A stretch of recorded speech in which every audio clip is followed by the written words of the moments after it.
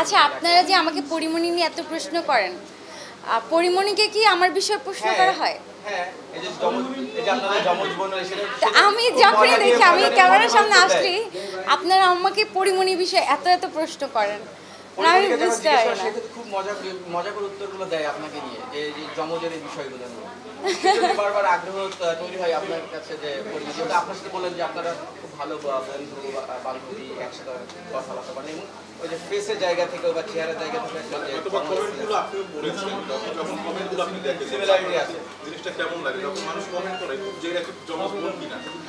আমার কাছে ভালোই লাগে। অ্যাকচুয়ালি আমরা যখন একসাথে কাজ করেছিলাম সবাই কিন্তু ভাবতো কি সত্যি সত্যি আমরা যমজ বোন।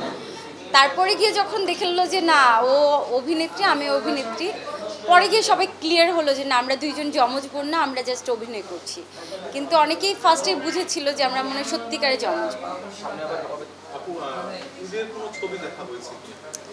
ঈদে ছবি দেখার এখন আমি সময় পাইনি। ঈদে আমি আমার ফ্যামিলি নিয়ে অনেক ব্যস্ত ছিলাম, নিজেকে নিয়ে অনেক ব্যস্ত ছিলাম। আর এছাড়া আমি আমার এলাকায় কিছু উদ্যোগ নিয়েছিলাম যে গরিব অসহায় মানুষদেরকে নিয়ে, তো এগুলো নিয়ে আমি অনেক ব্যস্ত ছিলাম, তো আমার সিনেমা হলে যাওয়া হয়। রাজকুমার ছবির গান তো আমার কাছে খুব ভালো লেগেছে, আমি অনেকবার দেখেছি। রাজকুমারের গানটা তো অলরেডি আমি এটা নিয়ে ভিডিও করেছিলাম, তো এই গানটাই ভালো লেগেছে। আর গানটা শোনাতে পারবো না। অ্যাকচুয়ালি আমি একা একা দেখতে চাই না, আমি সবাইকে নিয়ে দেখতে চাই। আমি গ্রুপ মেলাতে পারছি না, এই জন্য সিনেমা হলে যেতে পারছি না।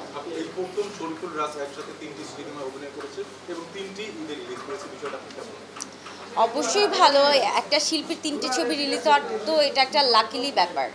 সবার তো একসাথে তিনটা ছবি রিলিজ হয় না, তো সেখানে শরীফুল রাজ ভাইয়ের 3টে ছবি রিলিজ হয়েছে, আমি বলবো যে he is a lucky man. Shabnur আপুর অভিনয় আমার খুবই ভালো লাগে। আর শাবনূর আপুর যেই অবস্থানটা ছিল, এখন যদিও বাংলাদেশ চলচ্চিত্রের এখন হল কমে গেছে, আগের মতো সেই সোনালি যুগ নেই, তারপরে যদি আমাকে পজিশনের কথা চিন্তা করতে হয় তাহলে আমি শাবনূর আপুর জায়গাটাই চিন্তা করব। শাবনূর আপুর সাথে আমার অনেক গুড আন্ডারস্ট্যান্ডিং। শাবনূর আপু আমার বাসায় গিয়েছে, আমি শাবনূর আপুর বাসায় গিয়েছি, শাবনূর আপুর বাসায় খেয়েছি, আপুর হাতে রান্না খেয়েছি। আপুর সাথে আমার খুবই ভালো সম্পর্ক। আপু আমাকে সবসময় বলে যে আমাদের অবশ্যই কাজের ক্ষেত্রে সবার সাথে মিলেমিশে থাকতে হবে, কোনো দ্বন্দ্বে জড়ানো যাবে না। এটা আমি শাবনূর আপুর কাছ থেকে শিখেছি। আর মানুষকে কিভাবে ভালোবাসতে হয়, কিভাবে শ্রদ্ধা করতে হয়, এটা শাবনূর আপু খুব ভালো।